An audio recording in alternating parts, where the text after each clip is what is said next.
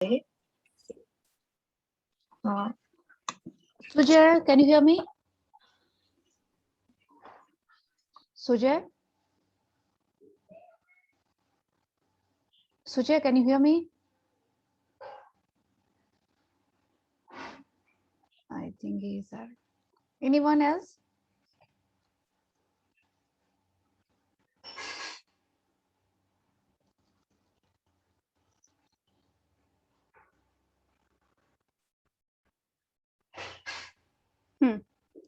Prachi, start now. Yes ma'am. कई महीने बाद आए थे। सुबह चाय पीकर अखबार देख रहा था कि वे तूफान की तरह कमरे में घुसे। साइक्लोन की तरह मुझे अपनी भुजाओं में जकड़ा तो मुझे धृतराष्ट्र की भुजाओं में जकड़े भीम की पुतले की याद आ गई। यह धृतराष्ट्र की ही जकड़ थी। अंधे धृतराष्ट्र ने टटोलते हुए पूछा, कहाँ है भीम? आ बेटा, तुझे कलेजे से लगा लूं। और जब भीम का पुतला उनकी पकड़ में आ गया तो उन्होंने प्राणघाती स्नेह से उसे जकड़कर चूर कर डाला। ऐसे मौके पर हम अक्सर अपने पुतले को अंकवार में दे देते हैं। हम अलग कड़े देखते रहते हैं। क से क्या मैं गले मिला, क्या मुझे उसने समेटकर कलेजे से लगा लिया।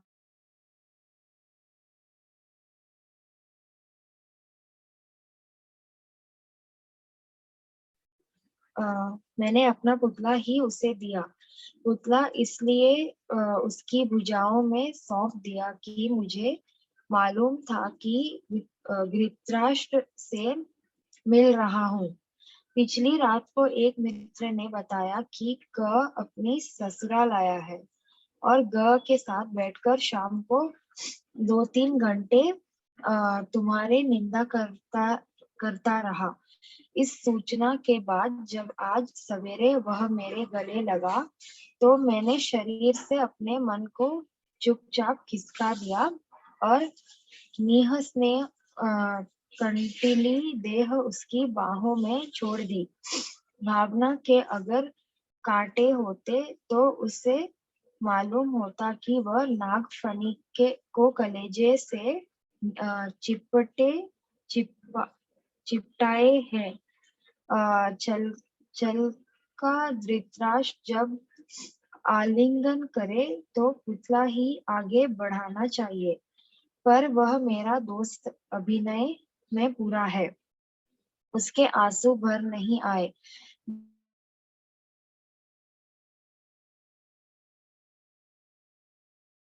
आत्मीयता की जकड़ नयनों से छलकाता वह असीम स्नेह और वह स्नेह हस्तिक वाणी। बोला, अभी सुबह की गाड़ी से उतरा और एकदम तुमसे मिलने चला आया। जैसे आत्मा का एक खंड दूसरे खंड से मिलने को आतुर रहता है। आते ही झूठ बोला कमबख्त, कल का आया है, यह मुझे मेरा मित्र बता गया था। इस झूठ में कोई प्रयोजन शायद उसका न रहा हो। कुछ लोग बड़े निर्दोष मिथ्यावादी होते हैं। वे आदतन प्रकृति के वशीभूत झूठ बोलते हैं। उनके मुख से निष्प्रयोजन झूठ ही निकलता है। मेरा एक रिश्तेदार ऐसा है। वे अगर बम्बई जा रहे हैं और उनसे पूछे तो वे कहेंगे कलकत्ता जा रहा हूँ। ठीक बात उनके मुंह से निकल नहीं सकती। कभी बड़ा निर्दोष, सहज, स्वाभाविक मिथ्यावादी है। वह बैठा, कब आए, कैसे हो, वगैरह के बाद उसने ग की निंदा आरंभ कर दी। मनुष्य के लिए जो भी कर्म जघन्य है वह वे सब ग पर आरोपित करके उसने ऐसे गाढ़े काले तारकोल से उसकी तस्वीरें खींची कि मैं यह सोचकर कांप उठा कि ऐसी ही काली तस्वीर मेरी ग के सामने इसने कल शाम को खींची होगी। सुबह वेट प्रज, ओके देखो इसमें ना एकदम ध्यान से समझने की कोशिश करनी। इसमें सिर्फ 3 लोग हैं और उन्हीं 3 लोगों के बारे में बात हो रही है, कोई और दूसरा कहीं से भी नहीं आएगा इसमें। तो यहाँ पे नाम नहीं दिया गया है, तो तुम लोगों को सोचना है क, ख एंड ग, देयर आर 3 मेंबर्स, ठीक है। ख जो है वो राइटर है, ख हरिशंकर प्रसाई। क एंड ग उनके फ्रेंड्स हैं, क्लियर। ख इज अ राइटर, क एंड ग आर फ्रेंड्स। और रही बात तो क ख ग, ये तीनों ही काफी अच्छे दोस्त हैं। स्टार्ट होता है कि क कई महीने बाद आए थे। ख राइटर ने ये स्टोरी स्टार्ट की है और वो अपने पहले वाले दोस्त मतलब क के बारे में, फर्स्ट वन जो है उसके बारे में बात करते हैं कि क कई महीने बाद आया था, मतलब कि आफ्टर कितने भी महीने के बाद, उसमें मेंशन नहीं किया, आफ्टर फ्यू और या आफ्टर मोर। सुबह चाय पीकर अखबार देख रहा था कि वे तूफान की तरह कमरे में घुसे। ये बोलते हैं राइटर ख कि मैं सुबह उठ करके चाय पी रहा था और अखबार पढ़ रहा था कि क जो है अचानक से तूफान की तरह मेरे पास आता है और ऐसा लगा जैसे साइक्लोन आ गया है। मुझे देखते ही उसने मुझे अपनी भुजाओं में जकड़ा, मतलब कि मुझे इतना टाइट हग किया कि मुझे ऐसा लगा कि धृतराष्ट्र की भुजाओं में जकड़े भीम के पुतले की याद आ गई। मतलब यहाँ पे इसे कंपेयर कर रहा है कि जब धृतराष्ट्र अंधे थे तो वो जब किसी को, वो देखो कोई भी अंधा इंसान ना अगर आपको हक करे ना तो इतना टाइट हक करेगा ना जैसे लगेगा कि आप सांस भी नहीं ले पा रहे हो, क्योंकि उसे लगता है वो देख तो पाता नहीं है, तो उसे लगता है कहीं ये छूट ना जाए, कहीं ये भाग ना जाए, तो काफी टाइट वाला हक आपको देता है। तो धृतराष्ट्र भीम जैसे कि भीम के बारे में हम जानते हैं कि भीम काफी फिजिकली स्ट्रांग थे, तो भीम के पुतले को भी धृतराष्ट्र उतनी ही टाइट से पकड़ते थे। तो मुझे ऐसा लगा कि मुझे भी धृतराष्ट्र ने भीम समझ करके मुझे ऐसे पकड़ लिया जैसे क ने ख मतलब कि राइटर को पकड़ा था। क्लियर। यह धृतराष्ट्र की ही जकड़ थी और वो बोलते हैं कि मेरे हिसाब से ये धृतराष्ट्र वाली ही जकड़ थी जो इतनी टाइट हो सकती है। अंधे धृतराष्ट्र ने टोलते हुए पूछा, कहाँ है भीम? आ बेटा तुझे कलेजे से लगा लो। ये तुम लोग का एक क्वेश्चन है संदर्भ का, आ बेटा तुझे कलेजे से लगा लो, मतलब किसने किससे और क्यों कहा है, संदर्भ का मतलब। तो धृतराष्ट्र अंधे थे तो वो कोई भी चीज ना ऐसे हाथ ऐसे मतलब क्या बोलते हैं, हवा में हाथ ऐसे फैला करके पकड़ना, रे तुम कहाँ हो कहाँ हो, उसी को बोलते टटोल। तुम आओ मेरे पास, मैं तुम्हें कलेजे से लगा लूं, मतलब कि हक कर लूं। और जब भीम का पुतला उनकी पकड़ में आ गया तो उन्होंने प्राणघाती स्नेह से उसे चकर कर चूर कर डाला। और वो बोलते हैं कि जब भीम सॉरी धृतराष्ट्र जब भीम के पुतले को पकड़ लेते हैं तब उन्हें ऐसा लगता है कि आज के बाद वो इसे छोड़ने ही वाले नहीं है। उन्हें ऐसा लगता है कि अगर मैं छोड़ूंगा तो शायद वो मेरे हाथ से निकल जाए। अब ऐसी सिचुएशन में मतलब राइटर ने कहा है कि ऐसे मौके पर हम अक्सर अपने पुतले को अंकवार में दे देते हैं, मतलब अपने आप को ना मतलब छोड़ देते हैं कि ठीक है भाई जैसा हक करना है कर लो, अब यहाँ से निकल तो सकते नहीं है। जैसा वो बोलते हैं ना कि जब हमारे पास बहुत टफ सिचुएशन होती है तो उस वक्त हम गिव अप कर देते हैं और ऐसा लगता है कि चलो छोड़ो अब जो होने वाला होगा होगा, अब इससे ज्यादा मैं कोशिश नहीं कर सकता। तो उसी के बारे में वो कहते हैं हम अलग खड़े देखते रहते हैं, और उस वक्त यही सीन होता है कि हम चुपचाप खड़े देखते रहते हैं हर चीज को। कौ से क्या मैं गले मिला, क्या मुझे उसने समेटकर कलेजे से लगा लिया? हरगिज नहीं, मैंने अपना पुतला ही उसे दे दिया। ये बोलते हैं कि मैं कौ से कोई गले मिलने नहीं गया था और ना ही मैं चाहता था, लेकिन उसने मुझे आकर के इतने टाइट हक किया कि मैं उस वक्त कुछ नहीं कर सका और अपने आप को छोड़ दिया, लो कर लो हक जितना करना है। पुतला इसलिए उसकी भुजाओं में सौंप दिया कि मुझे मालूम था कि मैं धृतराष्ट्र से मिल रहा हूँ। और ये बोलते हैं कि मैंने अपने आप को ऐसे समर्पण कर दिया था कि मैं भीम हूँ और वो धृतराष्ट्र है, तो इसलिए जैसा करना है करो। पिछली रात को एक मित्र ने बताया कि कौ अपनी ससुराल आया है। वो कौ के साथ बैठकर शाम को 2-3 घंटे तुम्हारी निंदा कर। कहानी अब शुरू होती है। पिछली रात को मतलब कि लास्ट नाइट एक मित्र ने, मतलब कि गौ, थर्ड वाला गौ ने ख को क के बारे में बताया। Try to get it.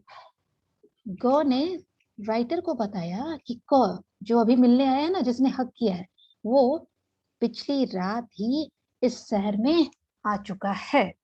ठीक है, लेकिन अभी ख के पास जैसे ही क आया, उसने आते ही क्या कहा, ये सुनो। एक सेकंड। गौ ने क को बताया कि ख तो यहाँ, सॉरी, क तो आ चुका है और वो शाम को मेरे साथ बैठ करके तुम्हारे बारे में 2-3 घंटे बुराइयां कर रहा था, मतलब कि तुम्हारे बारे में क्रिटिसाइज कर रहा था। इस सूचना के बाद जब आज सुबह वो मेरे गले लगा है, तो मेरा मन तो ऐसा हो रहा था कि मैं क्या बताऊं, कि वो कल ही आ चुका है और अभी आ करके मुझसे ऐसा प्यार दिखा रहा है जैसा लग रहा है कि वो मुझसे ही मिलने आया है। भावना के अगर कांटे होते तो उसे मालूम होता कि वह नागफनी को कलेजे से चिपटाए हुए है। छल का धृतराष्ट्र जब आलिंगन करे तो पुतला ही आगे बढ़ाना चाहिए। देखो, ख जो राइटर है वो बोलते हैं कि जब, जैसे कि ना, जो मैं उस वक्त जो फील कर रहा था, अगर उस इमोशंस की, अगर उसमें कांटे लगे होते ना, गुलाब के कांटे की तरह, तो शायद क को वो चुभ जाते जो मुझे चुभ रहे थे। लेकिन ऐसा होता तो है नहीं। जब वो मुझसे हग किया, जब वो मेरे गले लगा, तो शायद अगर उसमें कांटे होते तो उसे ना वो नागफनी वाले कांटे लगते। नागफनी का मतलब कि कैक्टस, जो हम कैक्टस जानते हैं कि जिसमें चारों तरफ से कांटे निकले होते हैं। तो अगर वो मुझे, अगर आप ऑब्वियसली अगर तुम भी जाओ अगर कैक्टस को हक करने, तो ऑब्वियसली सिर्फ कांटे ही मिलेंगे। तो छल का धृतराष्ट्र जब आलिंगन करे, तो ये बोलते हैं कि जब इस गलत और सही और झूठ का, जब धृतराष्ट्र आलिंगन मतलब कि वही जब हक करने जाएगा, गले मिलने जाएगा, तो वैसे केस में ना इंसान कुछ कर नहीं सकता, सिर्फ अपने आप को आगे कर देता है। हाँ ठीक है, तुम्हें गले लगाना है लगा लो, जैसा भी करना है तो।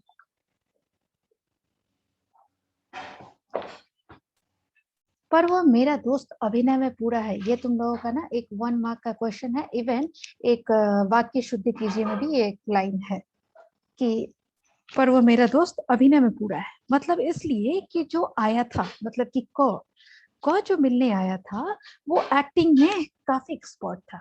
कैसे, तो ये सुनो। उसके आंसू भर नहीं आए, बाकी मिलन के हर्षोल्लास से सब चीज प्रकट हो गए। मतलब उसने इतनी अच्छी एक्टिंग की, इतनी अच्छी, जैसा लग रहा था अब वो लिटरली ही वाज अबाउट टू क्राई, लेकिन वो उसके आंसू निकल नहीं रहे थे।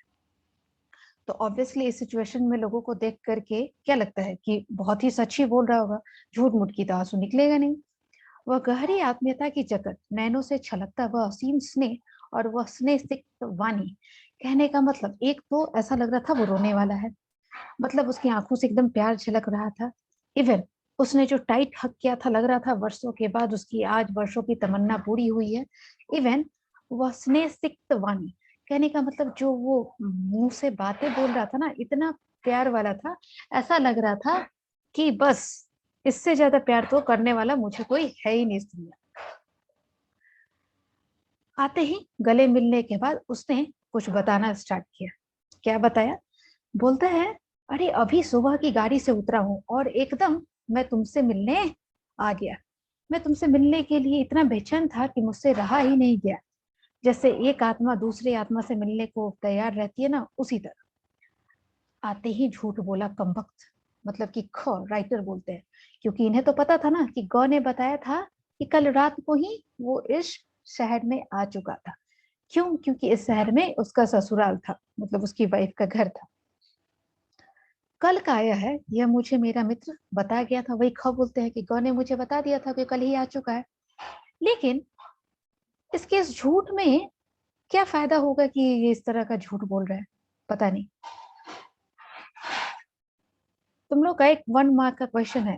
कुछ लोग क्या होते हैं, तो कुछ लोग बड़े निर्दोष मिथ्यावादी होते हैं। मतलब कि उनका मोटो तो होता नहीं है झूठ बोलना, लेकिन फिर भी ना बिना किसी वजह के भी, बिना किसी रीजन के वो झूठ बोलते हैं।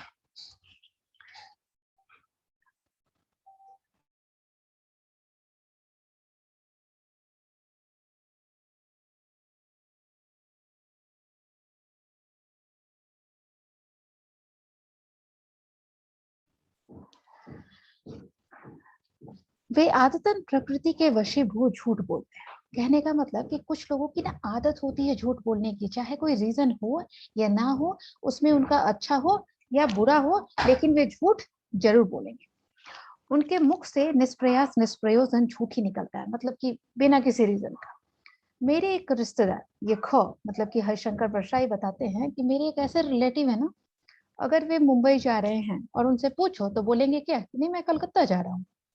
ठीक बात, मतलब कि सच्ची बात ना उनके मुंह से निकल ही नहीं सकती है। तो इसे क्या बोलेंगे, इसे बोलेंगे कि वो अपने स्वभाव से ही ऐसा है, उसका नेचर ही ऐसा है। वो नहीं चाहते हुए भी उसके मुंह से ना सच नहीं निकल सकता, मतलब जब निकलेगा झूठ ही निकलेगा। क भी बड़ा निर्दोष सहज स्वाभाविक मिथ्यावादी है। मतलब क जो है वो भी उसी तरह का था, बिना किसी प्रयोजन का, बिना किसी मकसद के, बिना किसी मोटो की ही वो झूठ बोलता है। चाहे कोई भी सिचुएशन हो, अगर आप उससे पूछेंगे वो, अब अगर वो मुंबई जा ही रहा है, अगर आपने उससे पूछा तो ये भी बोल सकता है हाँ जा रहा हूँ, लेकिन नहीं, वो बोलेगा जा रहा हूँ, लेकिन मुंबई की जगह वो कलकत्ता बता देगा। तो सोचो, ये आदत ही होती है। वह बैठा कब आए कैसे हो, जैसा होता है। वो हक करने के बाद अब थोड़ा सा नॉर्मल हुआ तो बैठा, फिर मतलब पूछना स्टार्ट हुआ कब आए कैसे हो, ये सब। उसने गौ की निंदा आरंभ कर दी। अब देखो, जो क था कल रात को इस शहर में आ चुका था।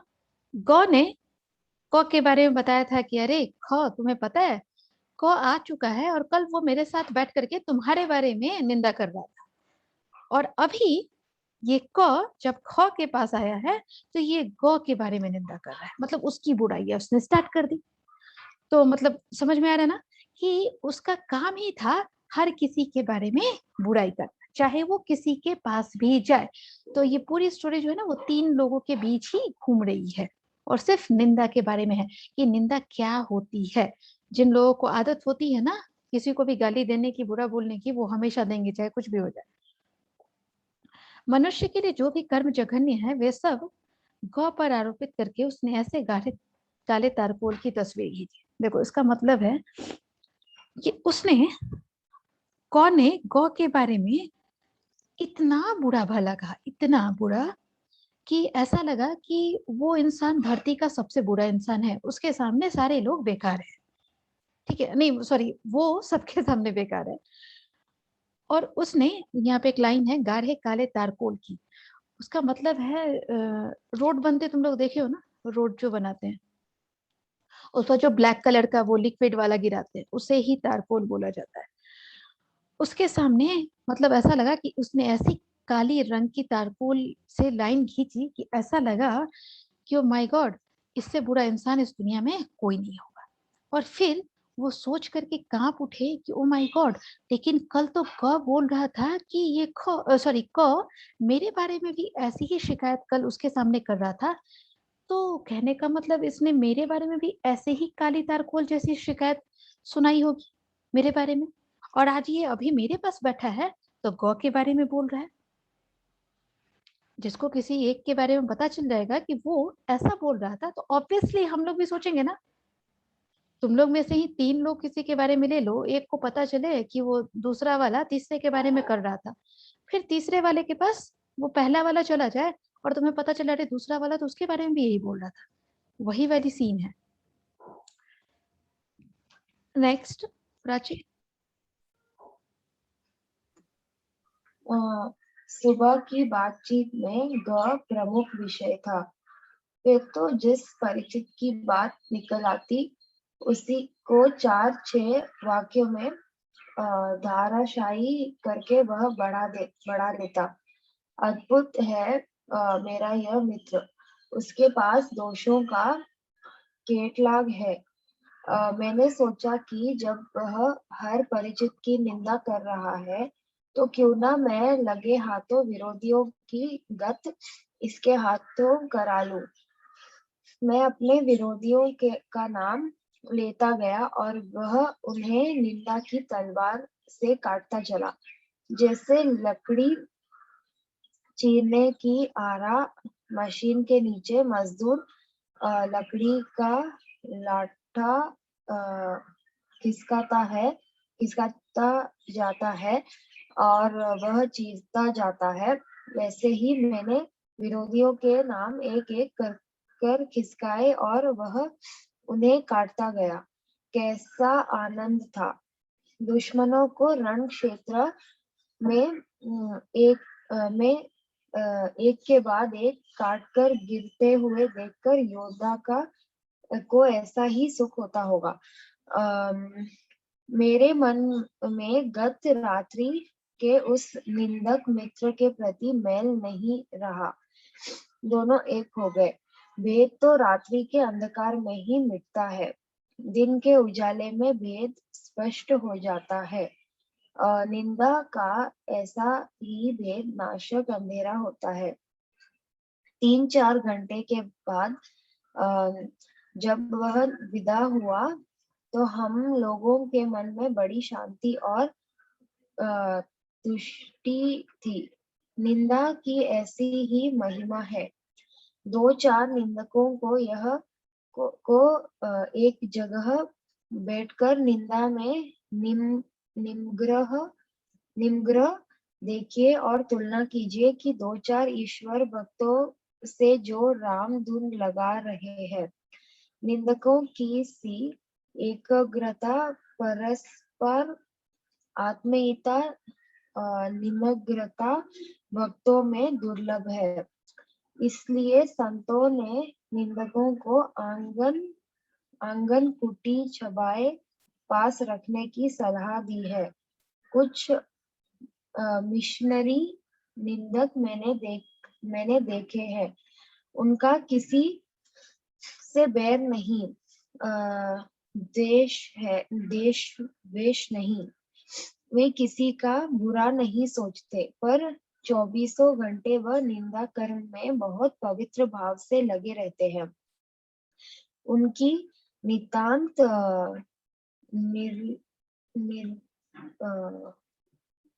what is that word, ma'am? निर्लिप्तता, निष्पक्षता इसी से मालूम होती है कि वह प्रसंग आने पर अपने आप की पगड़ी भी उसे आनंद से उछालते हैं, जिस आनंद से अन्य लोग दुश्मन की निंदा इनके लिए टॉनिक होती है। ट्रेड यूनियन के इस जमाने में निंदकों के संघ बन गए हैं। संघ के सदस्य जहां तहां से खबरें लाते हैं और अपने संघ का प्रधान को सौंपते हैं। ये कच्चा माल हुआ। अब प्रधान उनका पक्का माल बनाएगा और सब सदस्यों को बहुजन हिताय मुफ्त बांटने के लिए देगा। यह फुर्सत का काम है। इसलिए जिनके पास कुछ करने को नहीं होता, वे इसी बड़ी खूबी से करते हैं। एक दिन हमसे एक संघ के अध्यक्ष ने कहा, यार आजकल लोग तुम्हारे बारे में बहुत बुरा कहते हैं। हमने कहा, आपके बारे में मुझसे कोई भी बुरा नहीं कहता। लोग जानते हैं कि आपके कानों के गूरे में इस तरह का कचरा मजे में डाला जा सकता है। ईर्ष्या ईर्ष्या द्वेष से प्रेरित निंदा भी होती है, लेकिन इसमें वह मजा नहीं जो मिशनरी भाव से निंदा करने में आता है। इस प्रकार का निंदक बड़ा दुखी होता है। ईर्ष्या द्वेष से चौबीसों घंटे जलता है और निंदा का जल छिड़क कर कुछ शांति अनुभव करता है। ऐसा निंदक बड़ा दयनीय होता है। अपनी अक्षमता से पीड़ित वह बेचारा दूसरे की सक्षमता को चांद को देखकर सारी रात श्वान जैसे भोगता है। ईर्ष्या द्वेष से प्रेरित निंदा करने वाले को कोई दंड देने की जरूरत नहीं है। वह निंदक बेचारा स्वयं दंडित होता है। आप चैन से सोइए और वह जलन के कारण सो नहीं पाता। उसे और क्या दंड चाहिए? निरंतर अच्छे काम करते जाने से उसका दंड भी सख्त हो जाता है। जैसे एक कवि ने एक अच्छी कविता लिखी, ईर्ष्या ईर्ष्या ईर्ष्याग्रस्त निंदक को कष्ट होगा। अब अगर एक और अच्छी लिखती तो उसका कष्ट दुगना हो जाएगा। निंदा का उद्गम ही हीनता और कमजोरी से होता है। मनुष्य अपनी हीनता से दबता है।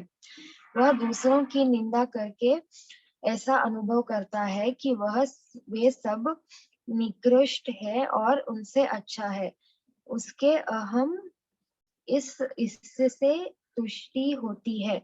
बड़ी लकीर को कुछ मिटाकर छोटी लकीर बड़ी बनती है। ज्यो ज्यो कर्म क्षीण होता है, त्यों त्यों निंदक की प्रवृत्ति बढ़ती जाती है। कठिन कर्म ही ईर्ष्या द्वेष और उनसे उत्पन्न निंदा को मारता है। इंद्र बड़ा ईर्ष्यालु माना जाता है क्योंकि वह निठल्ला है। स्वर्ग में देवताओं को बिना उगाया अन्न, वे बनाया महल और बिन बोए फल मिलते हैं। अकर्मण्यता में उन्हें अप्रतिष्ठित होने का भय बना रहता है। इसलिए कर्मी मनुष्यों से उन्हें ईर्ष्या होती है। निंदा कुछ लोगों की पूंजी होती है। बड़ा लंबा चौड़ा व्यापार फैलाते हैं वे इस पूंजी से। कई लोगों की प्रतिष्ठा ही दूसरों की कलंक कथाओं के पारायण पर आधारित होती है। बड़े रस विभोर होकर वे जिसकी सत्य कल्पित कलंक कथा सुनाते हैं और स्वयं को पूर्ण संत समझने की तुष्टि का अनुभव करते हैं। आप इनके पास बैठिए और सुन लीजिए। बड़ा खराब जमाना आ गया। तुमने सुना, फला और अमुक अपने चरित्र पर आंख डालकर देखने की उन्हें फुर्सत नहीं होती। एक कहानी याद आ रही है। एक स्त्री किसी सहेली के पति की निंदा अपने पति से कर रही है। वह बड़ा उच्चका दगाबाज आदमी है, बेईमानी से पैसा कमाता है। कहते हैं कि मैं उस सहेली की जगह होती तो ऐसे पति को त्याग देती। तब उसका पति उसके सामने यह रहस्य खोलता है कि वह स्वयं बेईमानी से इतना पैसा कमाता है। सुनकर स्त्री स्तब्ध रह जाती है। क्या उसने पति को त्याग दिया? जी हाँ, वह दूसरे कमरे में चली गई। कभी कभी ऐसा भी होता है कि हमने जो करने की क्षमता नहीं है, वह यदि कोई और करना है तो हमारे पिलपिले अहम को धक्का लगता है। हमें हीनता और ग्लानि आती है। तब हम उसकी निंदा करके उससे अपने को अच्छा समझकर संतुष्ट होते हैं। उस मित्र की मुलाकात के करीब 10-12 घंटे बाद यह सब मन में आ रहा है। अब कुछ तटस्थ हो गया हूँ। सुबह जब उसके साथ बैठा था तब मैं स्वयं निंदा के काला सागर में डूबता उतरता था। कल्लोल कर रहा था। बड़ा रस है न निंदा में। सूरदास ने इसलिए निंदा शब्द रसाल कहा है। Yes, ma'am, done. Yeah, just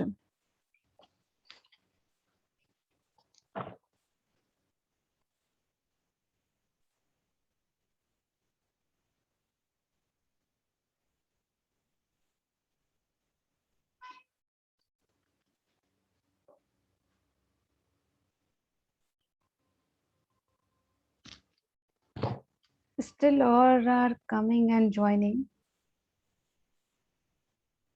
Bhargav has joined still. Bhargav, are you there? Yes, ma'am, I'm there.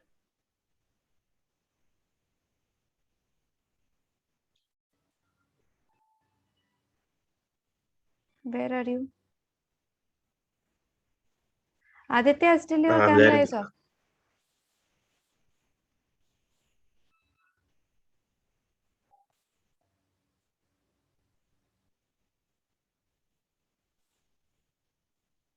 At this stage, na, you should means I should teach ki how to talk with the faculty. You will receive a message today on the group. Wait. Enough is enough. Hello, ma.